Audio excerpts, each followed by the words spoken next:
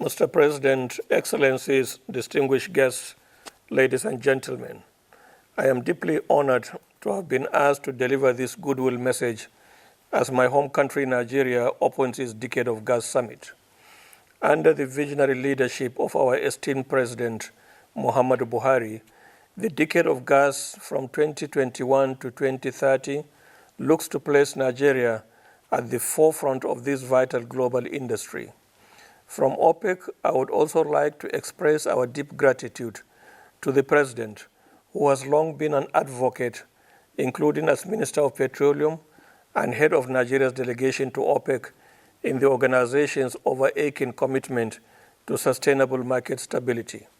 This was clearly on display during the unprecedented oil market slump in 2020 as a result of the COVID-19 pandemic, with the President playing a leadership role in unifying the commitment of participants in the Declaration of Cooperation, and in turn helping pull the industry back from the brink. We continue to strongly follow his consensus-building footsteps that came to the fore during his tenure as Nigeria's Minister of Petroleum and Natural Resources during the late 1970s. The President has been witness to many great moments in OPEC's history and Nigeria's role in this. Our great country celebrates its 50-year anniversary of OPEC membership in July this year. It has been both a leader, a bridge builder over the past 5 decades, and this continues under President Muhammadu Buhari.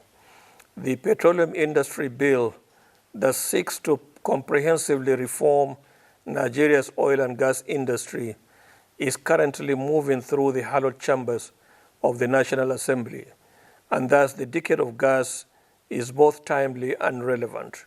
The importance is also evident from OPEC's World Oil Outlook. The World Oil Outlook sees natural gas as the fastest growing fossil fuel over the forecast period, driven by higher urbanization rates, industrial demand, and its competitiveness over coal in power generation. Moreover, at the end of the World Oil Outlook forecast period in 2045, oil and gas are still expected to make up over 50% of the global energy mix. In fact, global primary energy demand is set to increase by 25% in the period to 2045. The world needs more energy, and Nigeria, as a reliable and dependable supply of hydrocarbons to global markets, has a key role to play in this regard. At the same time, there is the ongoing energy transition and the associated challenge, ensuring there is enough energy supply to meet future demand growth and achieving this in a sustainable way, balancing the needs of people in relation to their social welfare, the economy, and the environment. Looking at the scale of the energy transition challenge, we need to utilize all resources efficiently. Tackling emissions has many pathways, and we need to explore them all. The oil and gas industries are part of the solution. We possess critical resources and expertise that can help unlock our carbon-free future. It is also important to remind ourselves of the historic plunge in oil and gas investments in 2020. In the oil sector alone, upstream oil capital expenditure could fall by more than 30% in 2020, a shrill wake-up call exceeding the annual dramatic decline seen in the severe industry downturn in 2015 and 2016.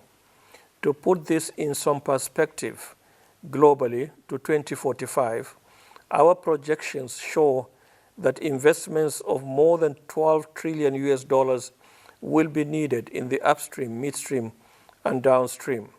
I would like to commend the President for keeping faith with the requirements of continued heavy investments, including the critical gas projects such as Ajaokuta, Kaduna, Kano natural gas pipeline, the Nigeria LNG Train 7 project, and actively promoting several fertilizer blending plants across the country, supporting the ongoing agrarian revolution. Nigeria's Decade of Gas initiative also shines a beacon of light on the importance of the Gas Exporting Countries Forum and the value of multilateralism. OPEC and the GECF have much in common. We have some of the same member countries, including Nigeria, share similar founding principles and collaborate together. Gas is vital to Nigeria's future, as is oil, and both will be fuels of choice globally for the foreseeable future and instrumental in facilitating the energy transition. What is clear is that no one should be left behind.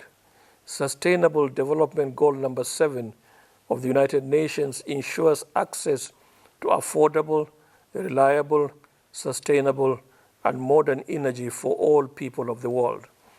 I hope that viewpoints, information, and analysis from this summit can benefit all stakeholders. It is by working together that we can build a future worthy of future generations. On behalf of OPEC, I salute Mr. President for taking yet another giant stride in the development of our great country, Nigeria. Thank you.